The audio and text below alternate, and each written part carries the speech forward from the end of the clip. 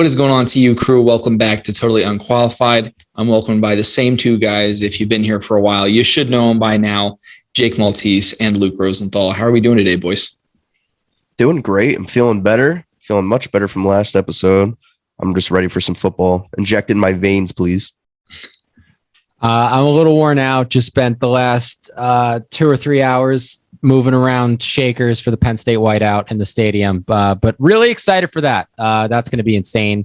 Tune into it, guys, tomorrow if you want to watch it. Best atmosphere in college football. But just a big weekend of football coming up for us right here. So very excited. What time is the game? It's prime time. It's 7:30, 8 o'clock around there on ABC. Under the lights. I better see you on the broadcast, Jake. Oh, hell yeah. Get in if there. You see somebody streaking on the field, that's me. Just know that. I'll put my bet. Yeah, yeah. right now. I want 40% commissions from those bets. That's fair. That's fair. All right, big show today, guys. We are going to get into, obviously, Giants versus Washington that happened last night. That was a huge game. We're going to talk a little bit of fantasy football, give some locks and blocks. We're going to start a new segment. We'll get into that later. And then, of course, we're going to get into our week 2 preview. But first, we have to get into the Guess That Player. I'm always happy when I'm able to give the hints because I can't lose. So let's get right into it. Are you guys ready? I am. Jake Ready needs as to catch ever. up. Oh, wait, no, Jake, we're tied again. No, I am We're caught tied. up. Yes. Yeah, we're tied. 7-7-1-1. There it is. I have to start winning them just so you guys won't be tied all the time. What was the one that you got, Gage? I don't even remember. I think It was so long ago. Yeah, that was a while ago. I have no idea what it was. I don't know. I can't remember. All right. This player, NFL player, obviously, we're going to say that every week. Yeah. He played for Boston College. AJ Dillon. No. Damn. Yeah, he knew you'd guess that. He did. Matt Ryan. No. I knew somebody would guess that too. Oh, man. He was a 3rd round pick in 2017. Okay. It is not a skill player this time. He plays on the defensive side of the ball. Is it JC Jackson? No, it is not. Oh, my gosh. Who is it? 3rd round pick, 2017, defensive player, played at Boston College. He has played for 2 teams so far in his NFL career. 1 NFC team, 1 AFC team. Did he go from NFC to AFC or the other way around? He joined his AFC team this year. Oh my goodness. AFC. It's not a... Can you give us position? That's the last hint. Oh, is it Jalen Mills? No, it's not. Oh my gosh. Where are these left field fucking players coming from? I can't think of anybody else who played for Boston College besides like Luke Kuechly, but he retired, so I don't. Are we talking front 7 or are we talking secondary? He plays safety. Safety just went to a new team. John Johnson. Yes, it is John Johnson. Luke there takes it the is. lead yet again. I would have never gotten that. Never. Yeah, I'm a big John Johnson guy. I think he's been underrated for a long time. Yeah, underrated name too. All time, honestly, all-time great John name. Johnson. The second. The third. The third. There's been 3. Even better. Oh my God. All right, God. boys. So Luke takes the lead yet again. And now we're going to talk about a different team that has taken the lead in the NFC East. The Washington football team defeats the New York Giants last night in a very close game. What did you guys think? How are we feeling about it? Jake, you want to start us off? Sure. I feel like these games that so far in the season that we thought were just going to be like ugly blowouts, like they've been the best games so far. I mean, the game on Thursday night to open the season with the Bucs and the Cowboys, and then the Monday night game against the Ravens and Raiders. I thought this was going to be another shit show. And a little bit, it kind of was a shit show, but it was an entertaining shit show.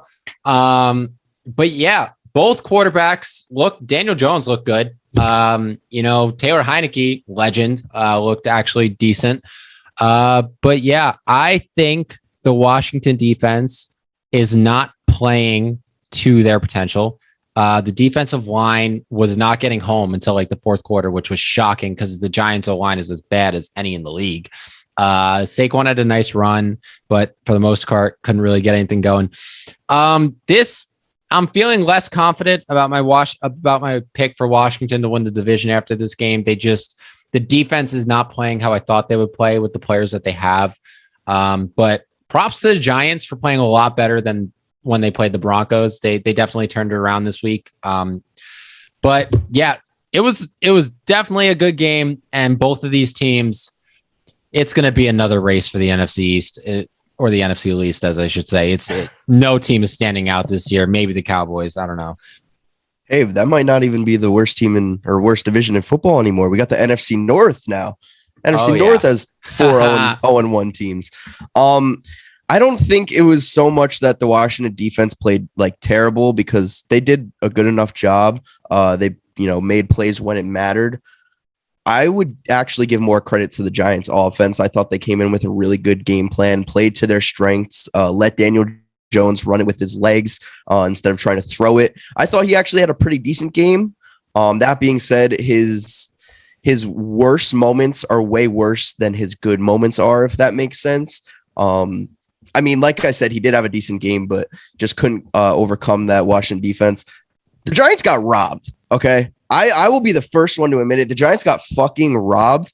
You're really going to call an offsides there? Like, I understand. He lined up in the neutral zone, okay? But that's a game-changing call right there. I don't even have enough balls to make that call. I don't care if they saw it on replay afterwards. I would have not have thrown that. I think they snapped it it was almost simultaneous to when Dexter Lawrence jumped right off sides. I wouldn't have given it to them. And then taking back that Giants or that huge Daniel Jones running touchdown. That was a rough call too. Giants get the worst of it. But Taylor Heineke, guys, that's my fucking guy. I've been clamoring for him on this podcast. That's my guy. Made a big mistake at the end. Didn't end up costing him because, they had greater intentions in mind, the football gods. So Taylor Heineke goes and gets the dub. That's all I care about. That's my NFC East breakout player of the year. Wait, Gage, just hold on 1 second. Luke. All right. So you're saying that, are you admitting that was an offsides though? You said it was. I'm saying I would not have made that call because it wasn't offsides. I mean, if it's an offsides, it is, but like, I don't know. I wouldn't have thrown that. I wouldn't have thrown that flag. I was going to get it. I was going to get into what you've said before, Jake, that if the entire game comes down to a call, then you've already done something wrong. And I feel like the Giants' mistakes hindered them more so throughout the game than that call did. And the call sucks. I mean, I'm not a huge fan of it either, but it's an offsides, I can't hate them for throwing it by any means. I think it is a little bit weak, but it is what it is. And they would have won the game off of that. They would have won the game off of Darius Slayton actually catching that ball for the touchdown. They would have won the game off of Daniel Jones getting that rushing touchdown. There's just things that they have to work on. I think the Giants looked a lot better than a lot of people were expecting them to. I think they look significantly better than they did week 1. And I think if they can continue to improve on those things, they can be a half decent team in this league. So we'll see how it all plays out. I'm not as confident in them, especially after the way that their defense played, because, I mean, they were just allowing everything against a guy that obviously we're high on in Taylor Heineke, but he's played 40 snaps or something like that. Like, come on. But yeah, Taylor Heineke played well. Terry McLaurin got me like 27 fantasy points, so I'm always happy with that. The Giants have to get Saquon Barkley going a lot more, and it's going to be hard with that O-line, but I think that the O-line is starting to improve as well, or at least they're improved from last year, which is why Washington wasn't able to get as much pressure as a lot of people were expecting also. And that is another unit that is concerning me a bit, like you said, Jake, where their defense just isn't playing as well as a lot of people were expecting coming into the season.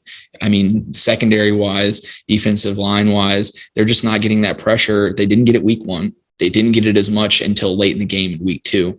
So I'd like to see them pick it up. I'd like to see the Giants fix their issues. I think both of these teams can be pretty solid if they do that. Yeah, I also want to mention that James Bradbury, for being recognized as one of the best corners in the league, especially after last year, he gets torched by Terry McLaurin every time they play. Yeah.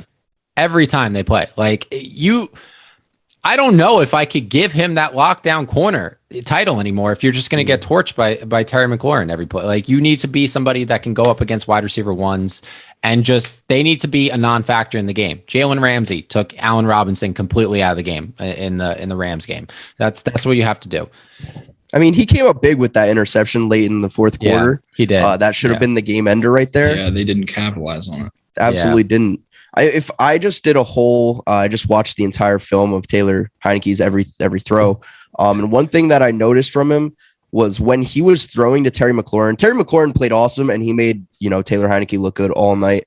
But he would lock on to Terry McLaurin almost immediately. As soon as he gets back from the 3-step drop, he's locking on. And that's kind of what bit him there at the end. That's why Bradbury was able to get the interception at the end, though, or there. It was. I like the way that Taylor Heineke played. Definitely got to clean that up, though. Yeah, I totally agree. I think that gets fixed when Curtis Samuel comes back, too, though. I think him coming back off IR will do a lot for that. Hopefully. But yeah, we talked about Terry McLaurin. He gets me 27 fantasy points. So we're going to start something brand new. Might be recurring. We'll see how it goes. But we're going to do some fantasy locks and blocks. We are each going to give one player that we think is a lock this week in fantasy, that they have a good matchup, and one player that we don't think is going to do so well, that maybe should sit on your bench this week, guys. And Luke, you are going to start us off. If you want to start with the locks, we'll go down all three of us, and then we'll go down through the blocks as well after that.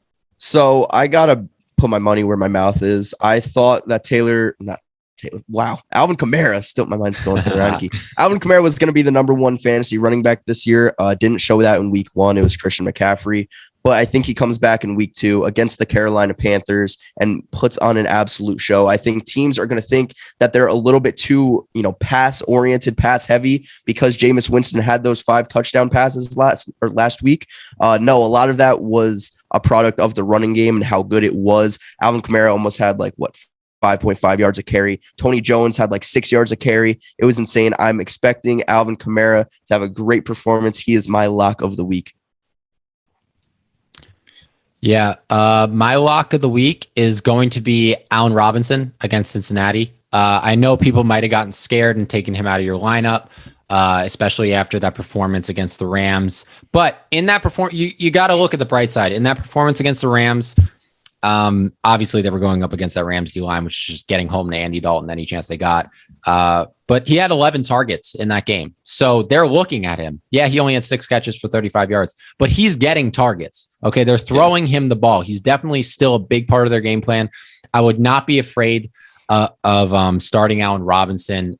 I think that was purely just because of the defensive matchup. He was going up against the best corner in the league, and he basically took him out of the game. That's what he does. But going up against a much more able, I forget words all the time. An easier Cincinnati defense. Okay. He's going up against an easier Cincinnati defense. I expect him to have a big game, be a huge part of this game plan. If anything, if the Bears are going to have any success this year, they need to get Allen Robinson going, because he is truly one of the best receivers in this league. So I expect Allen Robinson to have a much, much better game this week, especially against that decently weak Cincinnati defense. I like that. I like both of those picks so far. And I'm actually going to go back to the running back, like Luke said, and I'm going to go with Elijah Mitchell. I think this is the only week that you're really going to be able to start him, because I think after this week, Trey Sermon is probably going to take over for the 49ers, but he has a good matchup against the Eagles. And I think that he's really going to be able to light it up again this week. He broke out after Raheem Mostert went down last week against the Lions. So I would take, if you ended up picking him up off waivers, if you were able to snag him, I would absolutely start him. I think that, like I said, this is the only time you're going to be able to do it. Hold on to him now. Maybe try to sell high after this week, but he is a lock for me. Gage, if Elijah Mitchell has a game like you're expecting him to have, Trey Sermon might be out of a job, or at least a starting one. He might be. I mean, Elijah Mitchell had a hell of a performance last week. Yeah. True. As for my block, unfortunately, this guy just had a rough week 1, and it's not necessarily his fault. It's more so his head coach's fault, and that's James Robinson. I think he's going to have a bad week, and honestly, with the way things are going in Jacksonville, he just might have a down season altogether. That Urban Meyer is not really into running the ball a whole lot. He wants to see Trevor Lawrence ball out, and he's going to do what he can to help that happen. And if that taking his snaps away from James Robinson, so be it. He looked a little bit aloof last week. I think he only had 5 carries last week against the Texans. I know they were down a lot, but come on, man, that's your best player on offense right now, James Robinson, at least from a year ago. I don't think he's going to have a great matchup, especially not against this Denver defense, which is rolling. James Robinson is my block of the week.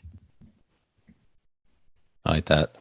So my block of the week is going to be Robbie Anderson, going up against that Saints defense. If you had him in fantasy, I had him in one of my leagues, you would look at his score and you're like, oh, he had 12 points. That's solid, depending on, what format you're in.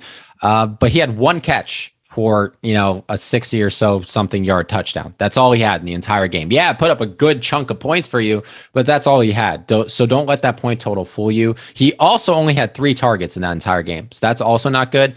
And in his entire career versus the Saints, he's never amassed 74 yards. Every time he's played the Saints, his best game against the Saints was last year.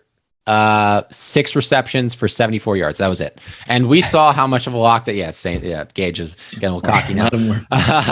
And we saw how much, the Saints locked down that Packers receiving core, especially Devontae Adams. So listen, they are more than capable of handling his speed, making sure he doesn't get the ball downfield. And it just worries me to play Robbie Anderson this week. Yeah. So I'm completely avoiding just starting him in any of my lineups. Yeah, I'm a little iffy on him as well. The one thing that I would say is that Marshawn Lattimore and PJ Williams, 2 of our corners, are questionable for this week. They've already said that Marshawn Lattimore is going to be a game time decision, which is why I'm wearing his jersey currently, sending out those good vibes, hoping that he starts because we need him. But my block this week is going to be, and it might be a bit surprising to some people, it's going to be Lamar Jackson. The Chiefs have his number. I like that. Yeah. He never really plays well against the Chiefs. I am even benching him in one of my leagues for Baker Mayfield because Baker Mayfield plays the Texans. Like, how could you not? You know what I mean? And, you see that running upside from Lamar. The only thing that worries me about me doing that is that I think that the Browns might run a ton. So Nick Chubb is going to get a lot of points instead of Baker. But still, I just can't start Lamar Jackson against this Chiefs team. Yeah, he never performs well against the Chiefs, especially not going up against Patrick Mahomes. I wouldn't expect anything, more this upcoming week. Yeah, that was another one I was considering, just because he really just hasn't shown us anything when he plays, especially when he plays the Chiefs in his career. Absolutely. All right, guys, that's going to end it for Fantasy Locks and Blocks. Hopefully, we can help you guys maybe win some of your leagues this week. And now we are going to get into that new segment we were talking about. This one is on me. I'm putting my money into this one. This is Gage's Debt of the Week. And we're calling it Debt of the Week because I've never been the best at betting. But let's get right into it. I placed a $20 bet. I'm going to start doing this every Friday. I placed a $20 bet on a 4-game parlay. And if it hits, that'll be like a $400 payout. Wow. The teams that I chose are the Bengals plus 114 over the Bears. Mm-hmm. Okay. The Bills minus 186 over the Dolphins. The Eagles plus 136 over the 49ers. And the Cowboys plus 160 over the Chargers. I don't know. That's not crazy. That's not crazy. That Eagles one. That's the one that gets me too. That's the one I'm most worried about. But my thought process with that is that they just lost Jason Verrett. Devontae Smith balled out last week, obviously against a rough Falcons defense. But if he can continue that, and if Jalen Hurts can look anywhere close to as good as he did this past week, I think that they could have a little something there. Especially they're playing at home too. So I don't hate it. The only thing that scares me is that 49ers front 7 up against Jalen Hurts. Yeah. He was going up against nobodies in the Falcons game. That's probably my only worry there. Other than that Bengals pick, I'm with you on that one. I like that. It's a pretty good one. All right. We'll see what happens. Jason Verrett just tore his ACL. I believe so. They just that is rough. Yeah. Sucks. I don't think he's played a full season since he played one last year with the 49ers, but he hasn't played a full season since like 2017. Yeah. Like they've definitely had a rough go of it. Oh my Just one God. of I those feel players. so bad for that guy. He's the textbook, definition of injury. He had a prone. He really just good season sucks. last year too. Yeah, he did. Played He's out of one his of mind. he's so talented. He's so talented.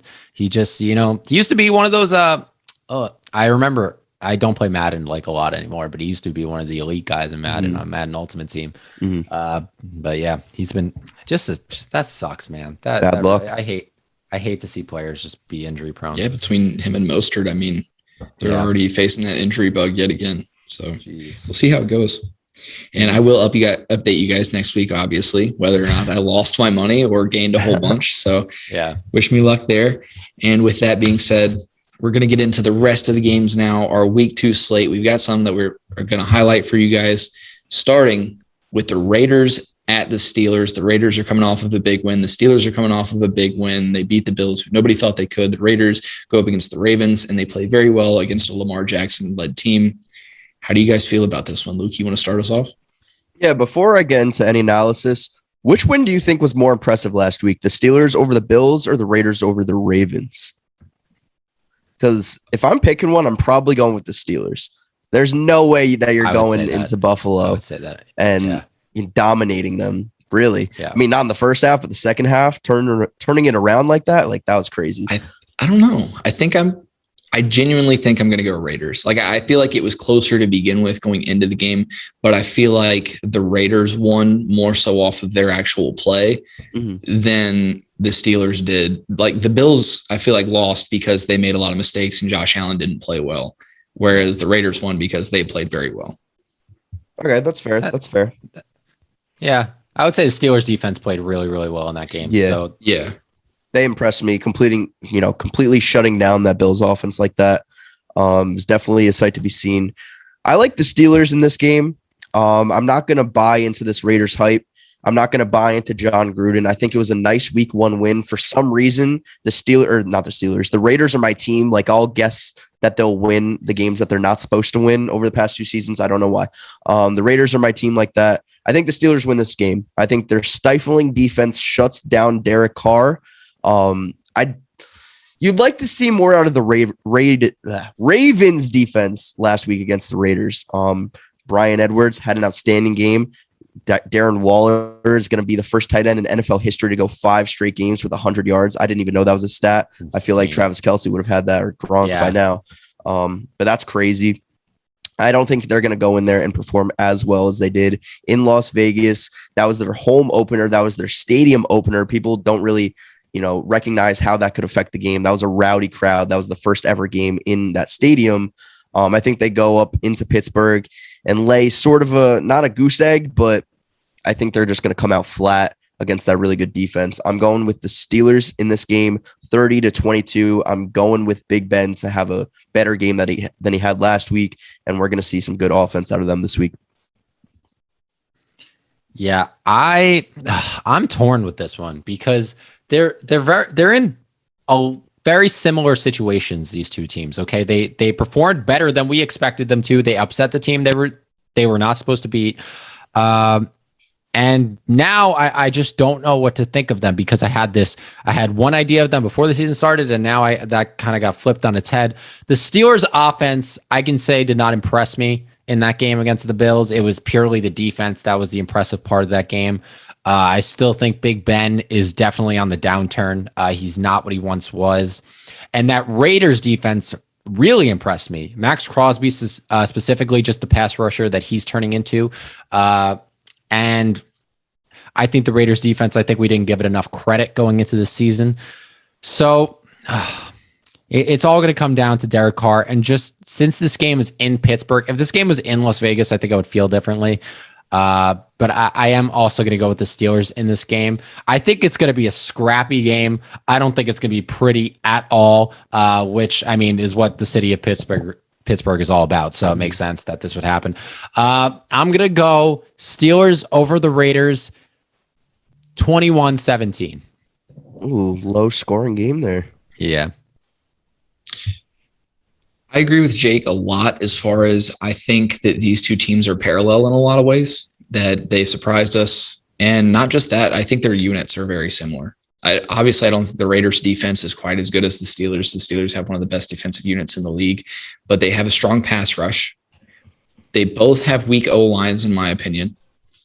But I think I'm going to go opposite of you guys again for this one, and I'm going to go with the Raiders. And the main reason for that being, I think if Max Crosby can have anywhere close to a game that he had against the Ravens, he's going to have a higher sack total than he had against Lamar Jackson, because Lamar Jackson actually has that escapability, whereas Big Ben's going to stand in the pocket and he's going to have to take that hit. He's not really going to have an option, and he's not quite what he used to be. He's not going to be able to shrug it off in the way that he could before. So I think that Raiders offense is going to be able to operate under pressure a lot better than the Steelers offense is going to. I think that Najee Harris still isn't going to get going this week because of that O-line and that strong pass rush. So give me the Raiders in this one. And I'm also going to take it in a low scoring game, 17-13. Ooh, that's even more low scoring. Yeah, would you feel any differently if I told you that Josh Jacobs and Richie Incognito are out?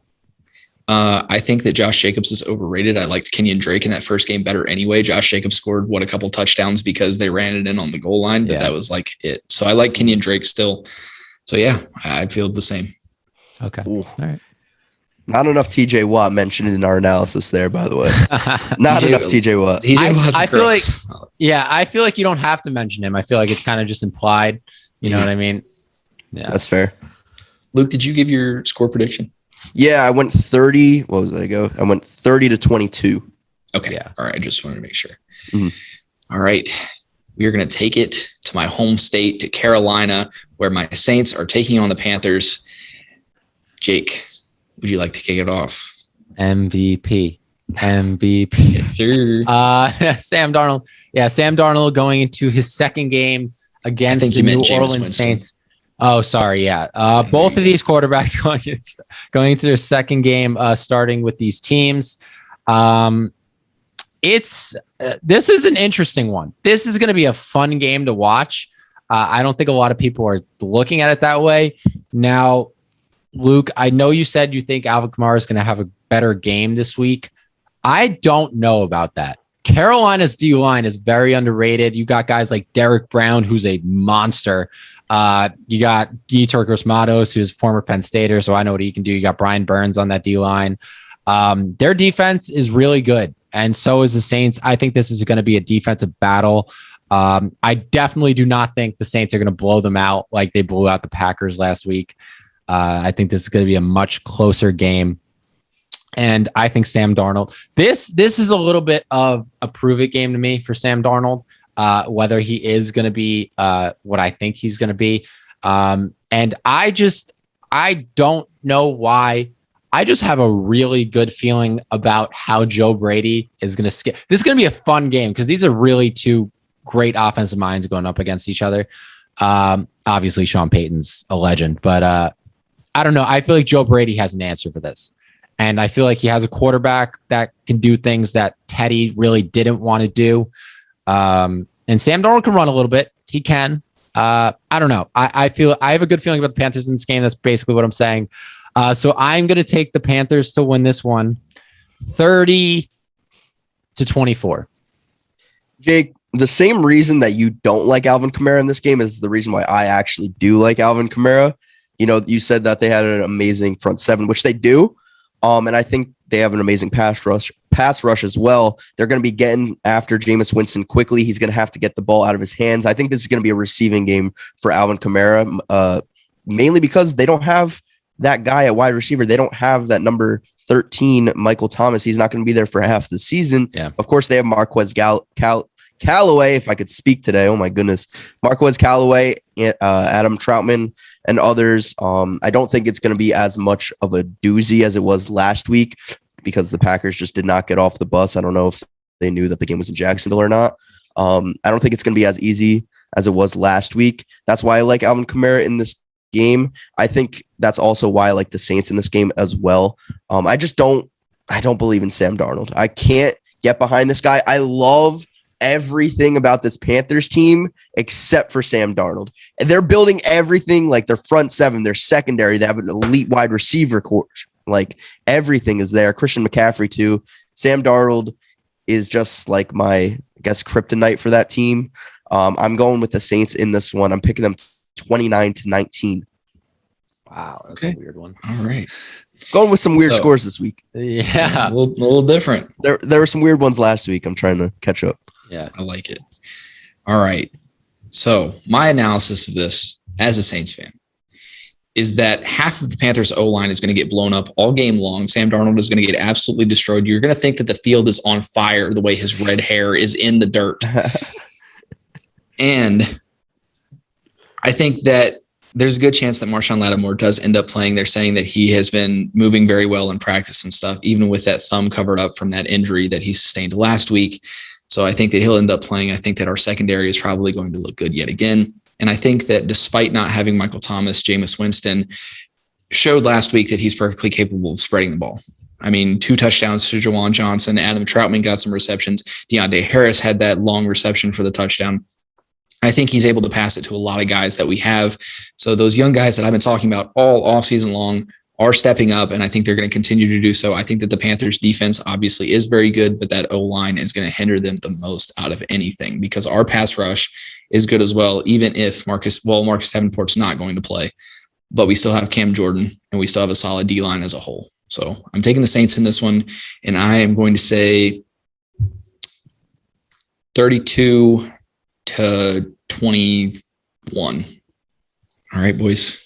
This time we're going to another interesting one. A team that lost last week, and a team that won big last week. The Vikings at the Cardinals. How are we feeling, Luke? The Vikings really came out flat last week. I don't know if it was more so they came out flat or the Bengals are just, better than we all expected, but they lost and they should not have lost that game. I think we all understand that they are better than the Bengals. They should be a playoff team this year. With that being said, I'm not picking the Vikings in this game. I do not like them. I don't know what it is about this team. Maybe it's the fact that the Cardinals are so hot and they're coming off of that crazy win at the Titans. Guys, I thought we all knew coming into the season that this Cardinals offense was going to be elite. Kyler Murray's rushing quarterback. I mean, they have top 2 wide receiver in DeAndre Hopkins, a great wide receiving core, even more with, Christian Kirk and Rondale Moore. But their defense came to play. And I think their defense is going to stifle this Washington. What is going on with me today? This Minnesota offense. And I like the Cardinals in this matchup. I like Chandler Jones to have another couple sacks. JJ Watt's going to get in there too. So I'm going with the Cardinals in this one. Give me 33-27. I think it'll be close, but the Cardinals take it in the end. Yeah, this man, it's tough for me to say good things about the Cardinals, but yeah, they looked really good. The Vikings, man, I don't know how I did not expect them to come out against the Bengals like that. And it's making it really hard because I want to pick them in this game. I do. I want to find some logical reason to pick the Vikings in this game, but I just can't. I can't. The Cardinals are too hot. They're going to be, I believe this is at the Cardinals, right? Yep. This is home for the Cardinals. Yeah. Yep. Yeah. So, I mean, damn. They couldn't even handle freaking the Cincinnati Bengals and Zach Taylor's offense. I don't think they're going to be able to handle Kyler Murray. So yeah, I'm going to go with the Cardinals in this one just because they're so hot. Their defense looked phenomenal. Chandler Jones, I'm not expecting to have 5 sacks, but I'm sure he'll get 1 or 2 in there. Yeah, the Cardinals are just they outmatch them too much right now. So I'm going to go with the Cardinals to win this one, 34-27. Okay, another fairly close one. I am going to go with the Cardinals in a blowout here. And I think that the Cardinals would have won regardless, but Anthony Barr is out. Everson Griffin is out. Mm-hmm. Christian Darrisaw is still out. And Eric Kendricks is questionable for this game. So a defense that already didn't do too hot last week against the Bengals is now missing a lot of their key guys against an offense that is coming off of a very good win over the Titans that looked extremely good. Kyler Murray can run. He can pass. He's got all the weapons in the world. So I think that these guys are going to come out and they're going to do it yet again. And that Vikings O-line also is a little bit sus to me. They didn't look too good last week against the Bengals either. And I think that obviously the Cardinals have a better pass rush than the Bengals do. So they're going to tear it up again. And with this tandem, you've got Chandler Jones and you've got JJ Watt. So even if one doesn't perform, the other one is probably going to. And if both of those guys somehow get locked up, I'm confident that Isaiah Simmons is coming through that line and he's going to light you up too. Mm-hmm. So I just don't think they have any answers right now.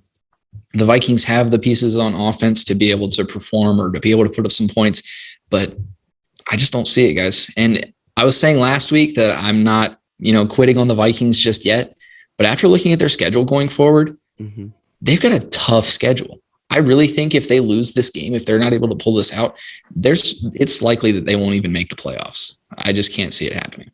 That's definitely fair. That's definitely fair. After the season that they had last year, and if they're going to start this season 0-2, Mike Zimmer has to be on the hot seat. Mike Zimmer has to be on the hot seat. I think he was a big reason why they lost all those games last year. They were a good enough team to make the playoffs. Let's make that clear.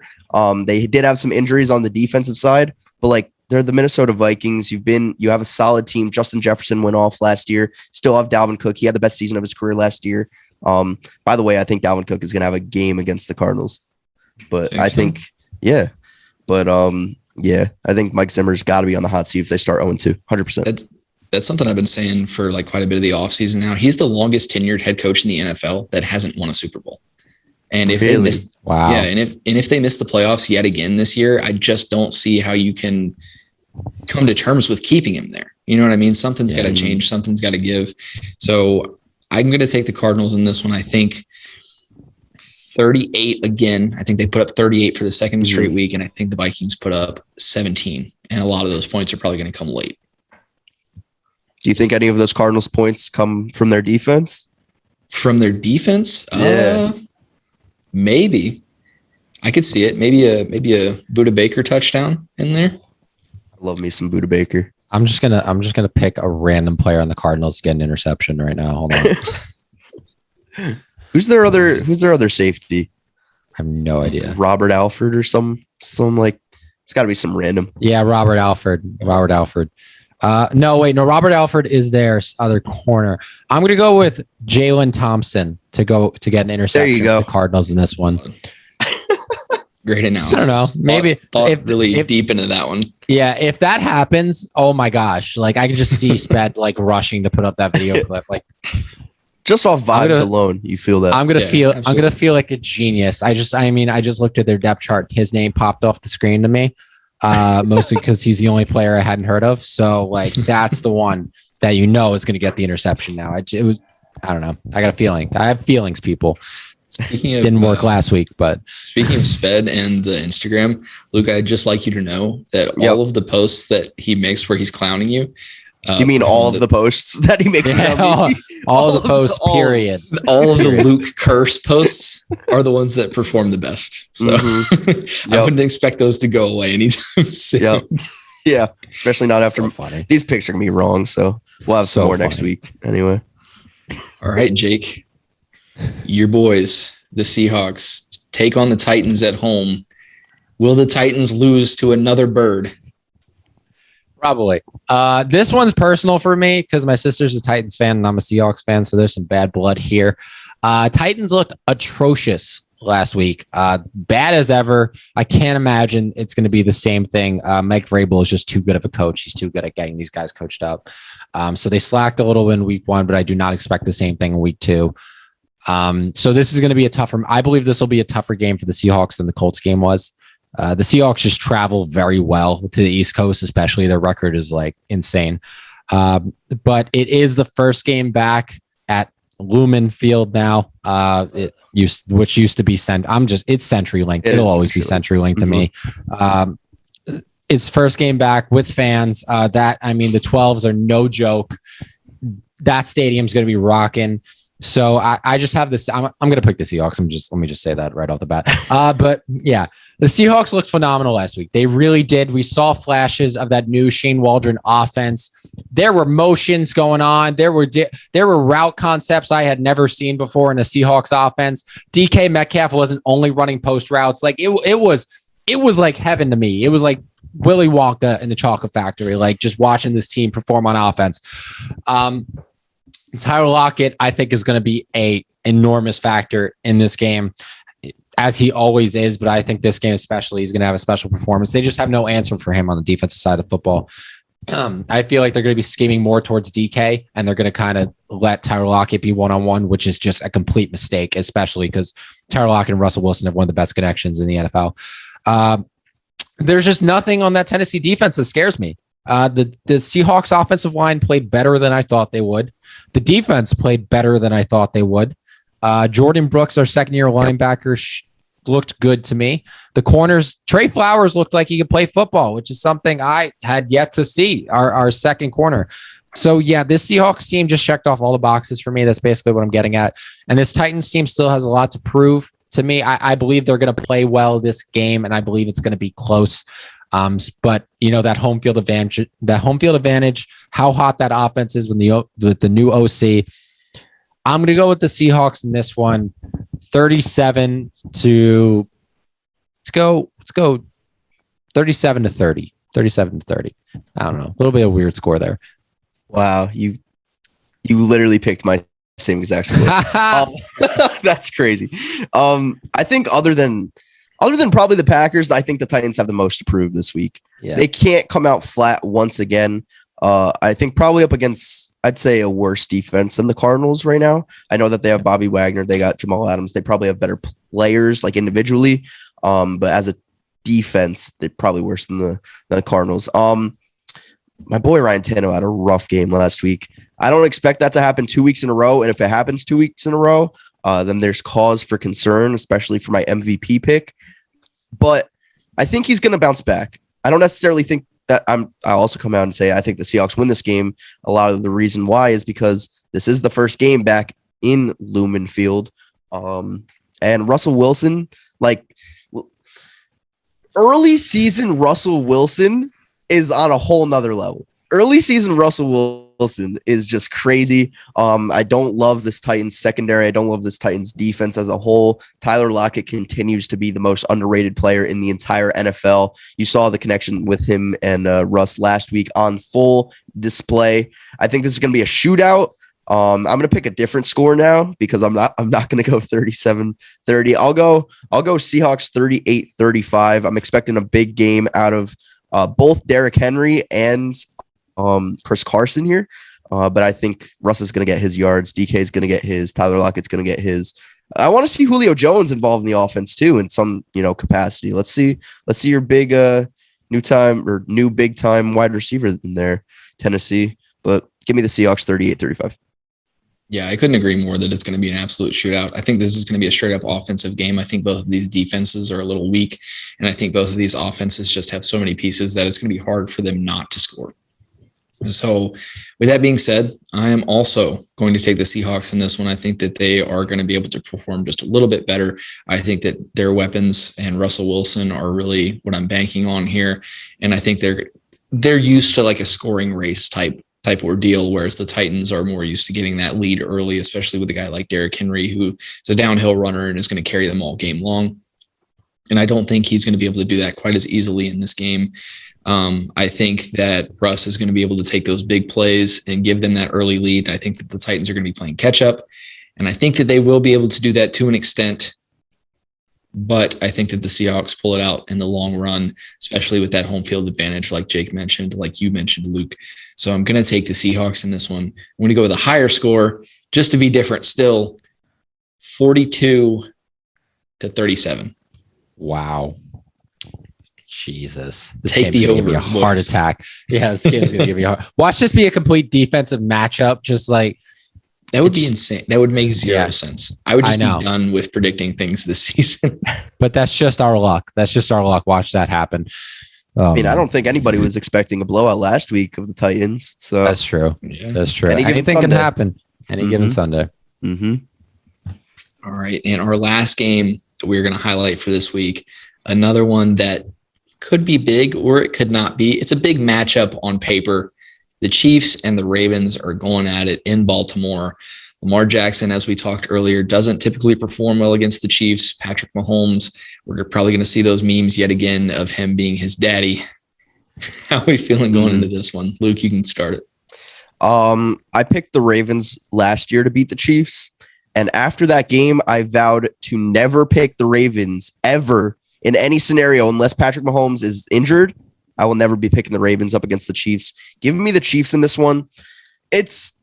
I know it's a meme at this point, but it's honesty. It's legitimacy that Patrick Mahomes is just going to outplay Lamar Jackson every single time. It doesn't matter if it's in Baltimore. It doesn't matter if it's in Kansas City. Incoming me looking stupid with a clown, emoji on my face on the Instagram. But yeah, I just can't see in any scenario a game where Lamar Jackson's going to outplay Patrick Mahomes.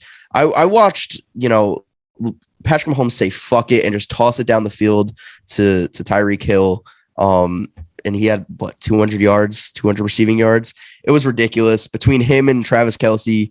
I actually think Patrick Queen is a good matchup on Travis Kelce. He's big and he's speedy. He could actually cover. That being said, Marlon Humphrey did not have a good game last week. He's probably going to be the one predominantly on Tyreek Hill, and I think Tyreek Hill wins that matchup 10 times out of 10. I actually don't think anybody could beat Tyreek Hill 10 times out of 10, but I think the Chiefs are going to come in. I think they're going to get the job done. It's going to be another high-scoring game too. I mean, it's the Chiefs. Come on now. Give me the Chiefs by 2 touchdowns. I'm going with them 42-28. Sunday Night Football. Wow. It's going to be a Sunday night massacre in Baltimore. Yeah, this just the same thing for me. I could see the Ravens starting out 0-2. I mean, that's a real possibility right now, and that would not be a place where that team wants to find itself. But that's how I see it. Lamar Jackson, this goes back to the hero ball thing. If you try to outgun Patrick Mahomes, you're going to lose every single time, especially with the weapon. Not even bringing into the fact that they have the best weapons in the league. It's just the fact that it's Patrick Mahomes and you're going to lose. So I think Lamar Jackson throws at least two interceptions in this game. Like I think he's going to be, they're going to be playing from behind. He's going to be trying to make big throws that Patrick Mahomes is making that he can't make. And I just don't like Lamar Jackson playing from behind and trying to play hero ball. That's my thing. The Chiefs are just too good. I don't want to drag this on any longer. Give me the Chiefs. Yeah, I wouldn't be surprised if it was like 35-20. Yeah, I'm not going to make this any longer than it has to be. The Chiefs are going to win this one. I can't do it to myself to try and make an excuse as to why the Ravens could somehow win this. I like Lamar Jackson. Obviously, he's a great quarterback. I think that he'll play decent in this game. I don't know that he's going to throw 2 interceptions, maybe like Jake said. I think that after this past week, he'll protect the ball a little bit better, but I just don't see them being able to drive downfield and score how they want to on the Chiefs. And I think Patrick Mahomes is going to do just that, especially with Marcus Peters being out for the season for the Ravens. So give me the Chiefs in this one. 34-24. Do we just have no faith in the Ravens or no faith in Lamar Jackson? Or is it a little bit of both? It's not that I don't have faith in Lamar Jackson. I think that he'll be okay. I just don't know how the rest of the roster is going to be able to do against this, especially against the Chiefs offense with Marcus Peters being out. That's a huge thing for me because even if, like you said, I don't think that Marlon Humphrey is going to do too well against Tyreek Hill to begin with. And then I think they're just going to run all over him. Mm-hmm.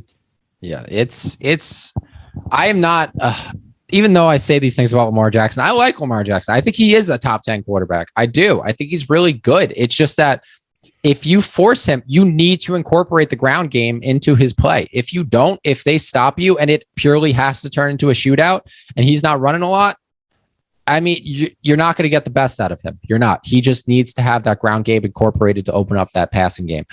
And if that doesn't happen, which I mean, teams are scheming for all the time. Obviously, the Chiefs defense, I think, is better than the Raiders defense. So I think they're going to do a better job of containing him this week, especially with Frank Clark and who else comes off the Chris Jones. Chris Jones coming off the edge there. Yeah. So it's more that the Ravens are just not what I thought they would be this year, especially with the injuries. And then the Chiefs putting Lamar Jackson in in a situation where he's not going to thrive. That's kind of where I'm at with that. Just a little, you mentioned, Jake, earlier, it's not going to be good for the Ravens if they start off 0-2. Just a little tidbit for you guys. Last season, 11 teams started out 0-2. None of them made the playoffs.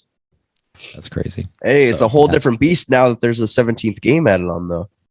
Also that's true.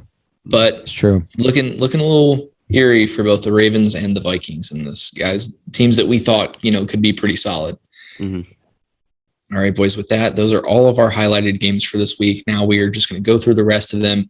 We'll do a rotation like we did before. Luke, I'll start with you if you just want to say who you think you have winning this one.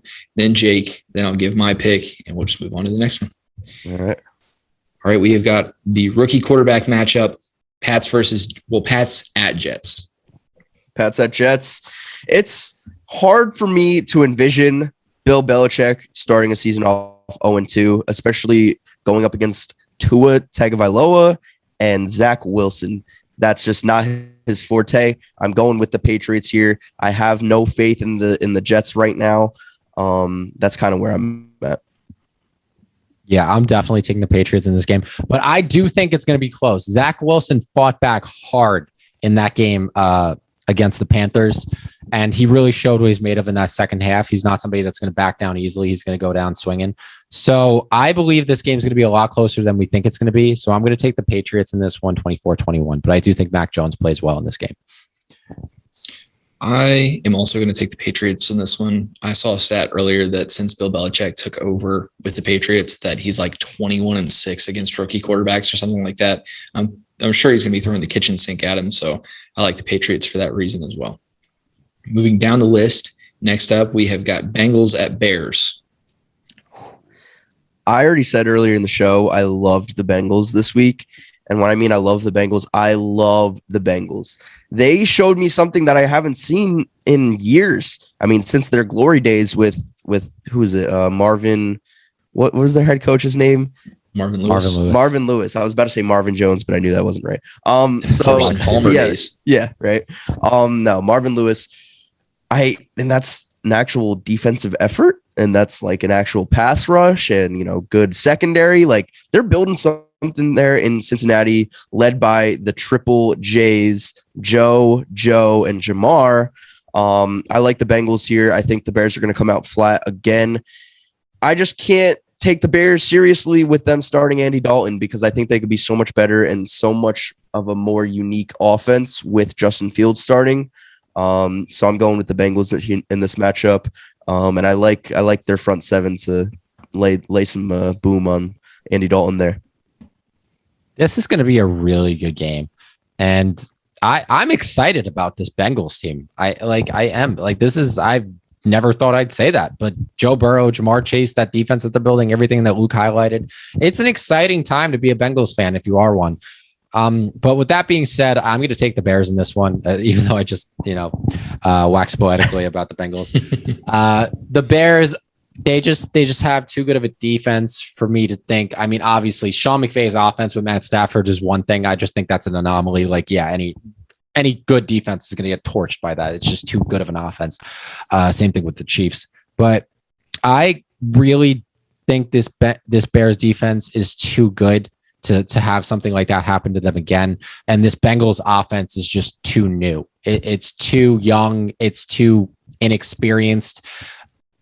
Something in me tells me that the Bears are going to pull this one out. I don't think it's going to be pretty. I don't think any Bears win is going to be pretty this year at all.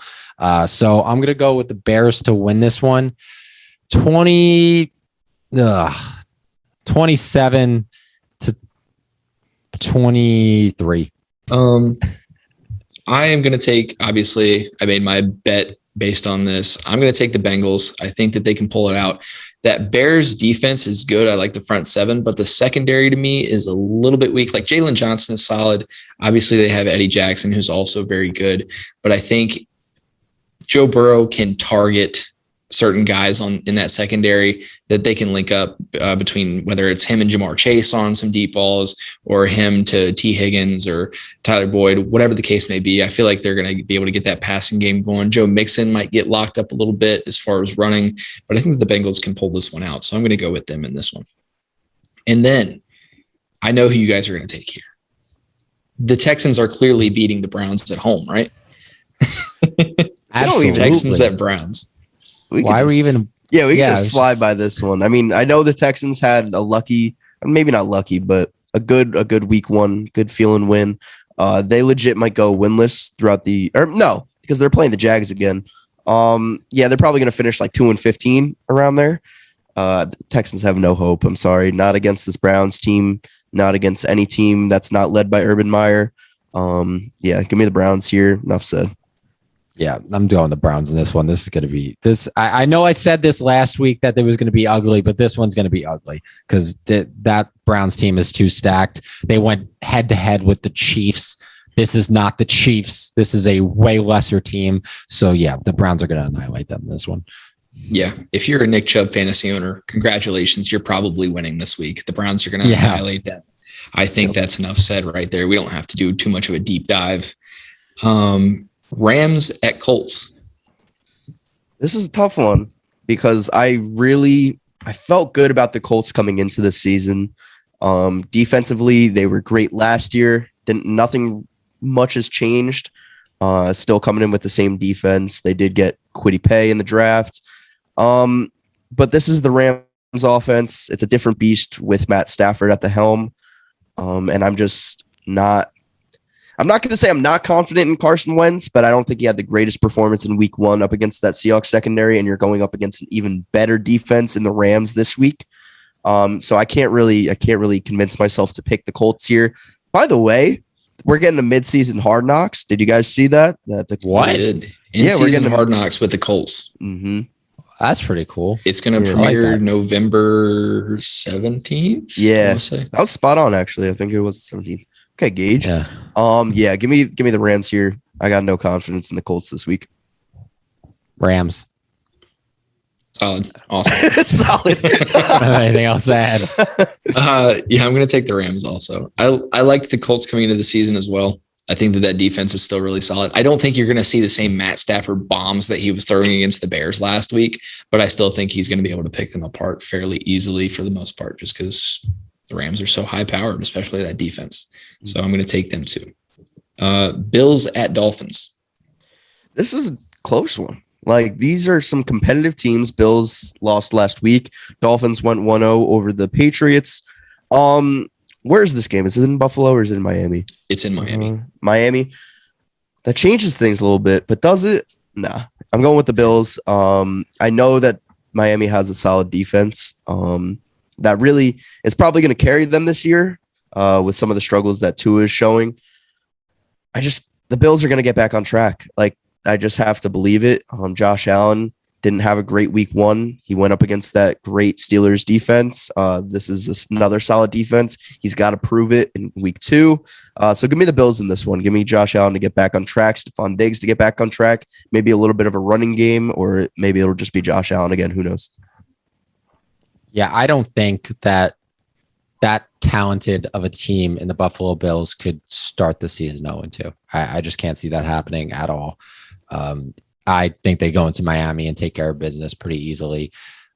To Tua, there's still nothing special about it. He did good. He played good. There's nothing that tells me he could pull this game away from the AFC championship contender in the Buffalo Bills. I just don't see it. Yeah, I totally agree. I'm also going to take the Bills here. I think that, yes, the Dolphins have a very good defense, but it's not a defense that the Bills haven't faced before. They're used to them. They're in-division rivals, so I think that they know exactly what they're up against in guys like Xavier Howard. So I think that Josh Allen strikes me as the kind of guy that you punch him in the mouth one week and he's coming out pissed off the next week because he's ready to win a game. I think that he and Stephon Diggs are going to hook up quite a bit in this game, despite going up against a very talented corner. And I just don't see Tua performing that well against another solid Bills defense. So I'm going to take them also. And then this one might be a little more controversial. I think I know who you guys are going to pick. We'll see. 49ers at Eagles. I actually don't think this is going to be as great of a week for Elijah Mitchell going up against that Philly front seven. That being said, I don't have a lot of faith in Jalen Hurts. I know he had an amazing game last week. He was the best quarterback under pressure last week, which is a big ask considering where he was last year. It was the Falcons defense, and now he's going up against an even better defense in the 49ers. The 49ers are too good. They're too good schematically. Deebo Samuel went absolutely off last week. I'm expecting similar things this week. I think it's probably going to be a little bit more of the Jimmy G show, the Jimmy G spectacular than it is their running game this week. Hopefully they could learn to close out a game. Obviously, they didn't do so that well against the Lions last week. But I think this is too tough of a task for this Philly team right now. I wasn't expecting them to win last week. I still feel like they're a mess as an organization. I don't like Nick Sirianni as their head coach. They got a good win last week, but I think it's going to come to an end this week. Give me the 49ers in this matchup. I'm not going to go with the 49ers in this one. I'm going to go with Philly. I almost said Detroit. I'm going to go with Philly. This is week 2. I think Jalen Hurts' legs is going to be the thing that kills the 49ers. All right. They didn't do as good of a job stopping that Detroit run game as I thought they would. That was the one thing that Detroit was kind of able to do. Even Detroit was even able to come back at the end. That game went down to the wire. So nothing impressed me there. Jalen Hurts was one of the highest graded quarterbacks in week 1. I think he was the highest. And I was very impressed. I'll eat my words on Jalen Hurts. I'd said that I don't really believe in him in the past. He looked really good. Obviously, I need to see more games, but definitely a big step up. I don't know if this 49ers team, when it comes down to it, I think this game is going to go down to the wire. And I think Jalen Hurts just rushing for those first downs is going to be the thing. It's just going to keep pounding the 49ers, and it's going to wear them down enough. And I just don't think they're going to be able to stop it. I think this game might come down to a field. I think this game is going to the very last second. This is going to be a game I have on my TV this weekend. I'm going to be watching this one closely. I think the Eagles pull this one out. Okay. I gave a bit of analysis earlier, obviously, when I was talking about my dead of the week. I'm taking the Eagles in this one. Hopefully they can win me some money. But I feel like with Jason Verrett being out, Devontae Smith had a good week last week. He and Jalen Hurts obviously still have that Alabama connection, and they played very well together. I think that Jalen Hurts' legs, like Jake said, is going to do a lot for them. The 49ers have a great pass rush, but in Jalen Hurts, they have a guy that's going to be able to escape that at least some of the time. So I'm very confident in that. I was a guy who pointed out that last season when Jalen Hurts was the starter, he was not very efficient. But I was never a guy that I felt like Jalen Hurts couldn't fix that problem, because I felt that the Eagles as a whole had a lot to do with that rather than he himself. So I think that Jalen Hurts has the potential to be a good quarterback. And I think that they are going to pull this one out in week 2. All right. This one, I'm not even going to ask you guys because I can just do it all for us. We are all taking the Broncos over the Jaguars. Yes. Yep. Awesome. This one I could probably do the same thing, but I'd like to hear you guys' commentary on this one a little bit. Falcons at Buccaneers. This one would probably be better suited for that, but how could I pick the Falcons here? Matt Ryan, it's a shame because Matt Ryan was one of the better quarterbacks of the 2010s, and we're starting to see, I think, the fall of Matt Ryan, at least in Atlanta. He just did not play well last week. That's no ifs, ands, or buts. You have Calvin Ridley. You have Kyle Pitts. I know there's not a lot there, but you should still have a dynamic offense between those two, at least. Defending champs. The Bucs are just such a better team right now. It's hard to even fathom how the Falcons could win this. Yeah, give me Tampa. Yeah, Tampa. There's no world where I see the Falcons winning this game. And if this gets, if this video clip gets taken and the Falcons end up winning this game, I'm going to look like an absolute idiot, as will all of us, though. We'll all go down together because there's no way in hell the Falcons win this game. I am sorry. The Bucs are winning this game. It's not even going to be close. Make a case right now, Gage. Tell us you're picking the Falcons. Yeah. Fuck no. The only reason I even wanted to hear what you guys had to say is because I just love hearing people talk shit about the Falcons.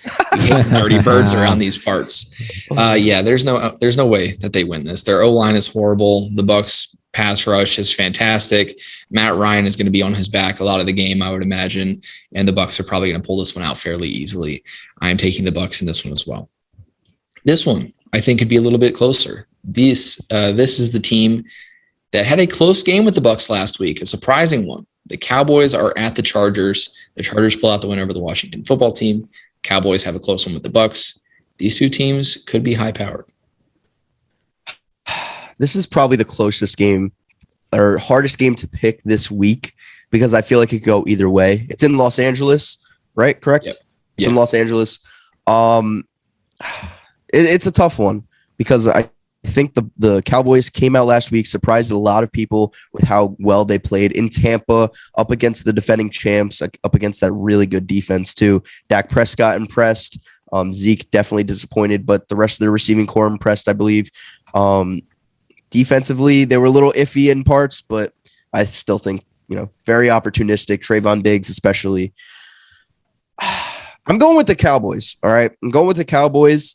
I didn't love what I saw from the Chargers last week. Absolutely love it. I think Justin Herbert's going to come out and have a really good game, but I think it's going to be more of a high-powered sort of thing. I think you're going to have to keep up with the Cowboys. I think you're going to have to keep up with Dak, especially. So give me the Cowboys in this game.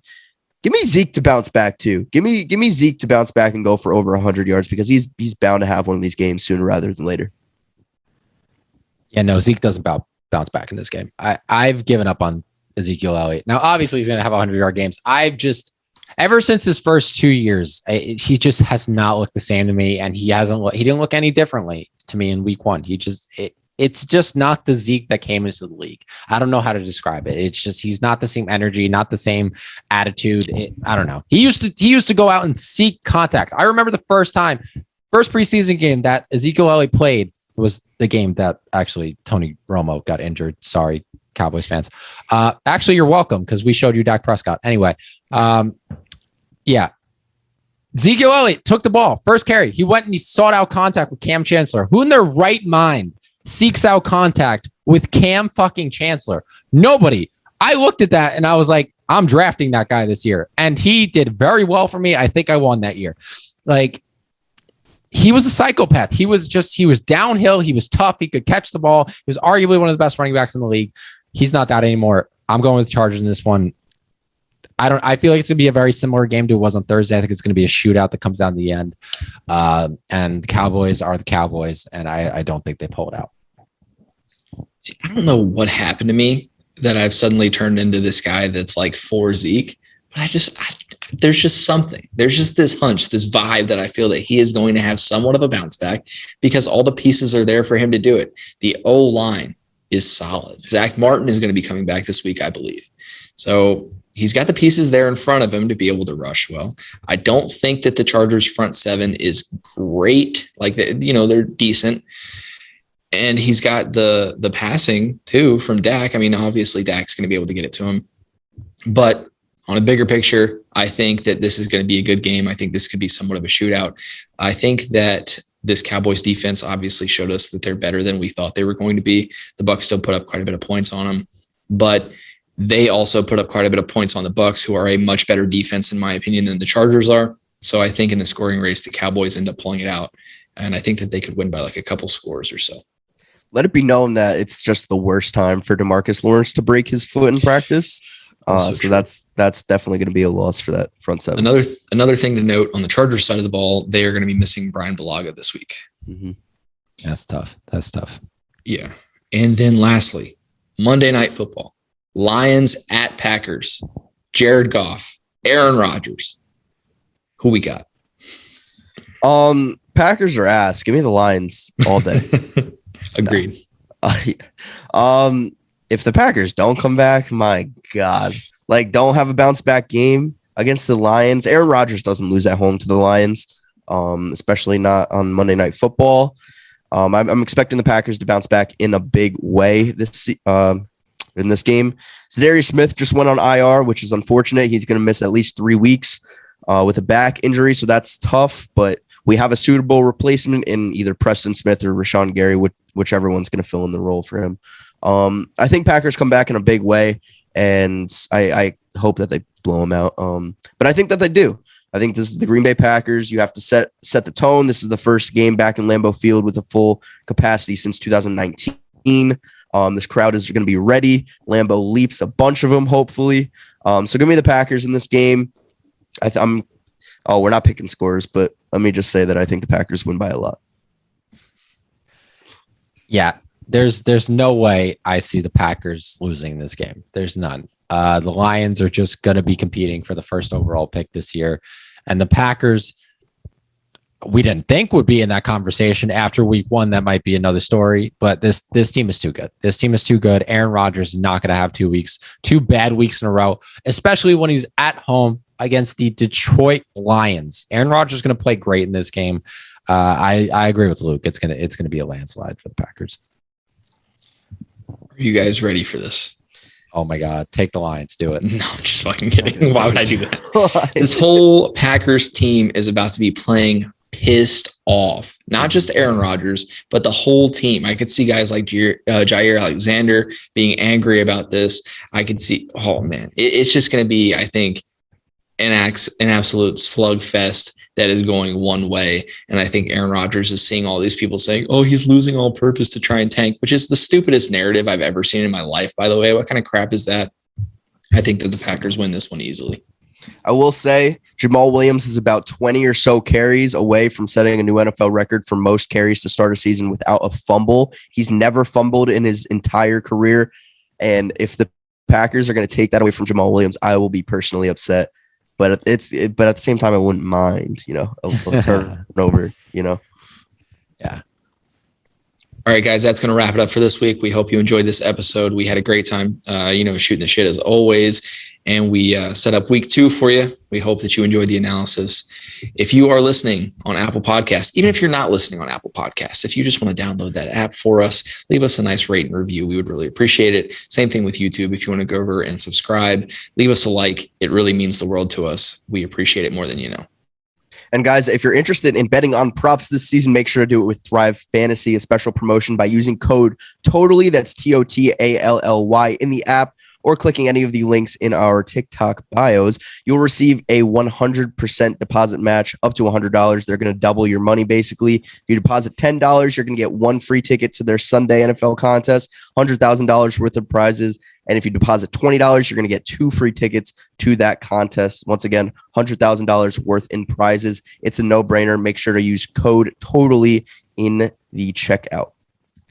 Yeah, guys, and be sure to, I know Gage mentioned it, but be sure to subscribe to the YouTube channel. We are going to be debuting a brand new segment where we do some interviews with some pretty cool people, but it's going to be called Cut for Time. So just watch out for that. Go subscribe to YouTube. Go follow us on TikTok to watch that. And guys, make sure to download the Overtime app because we are going to be doing a tournament where whoever racks up the most points of our Overtime pools for this month will get some Overtime merch at the end of the month. So make sure to go to the links in our bios. It supports the channel. You don't have to use the links. You can just download it on the App Store or Google Play, but it does support the podcast. It does support all of us. If you do use that link, make sure to download it and be on the lookout for that. We're going to be probably opening it up on either Saturday or Sunday. So just be on the lookout for that. Make sure to follow us on social media. Football Fan Zone for Luke, Extra Points for Gage, Jake Maltese 3 for me. And we'll see you guys in the next one.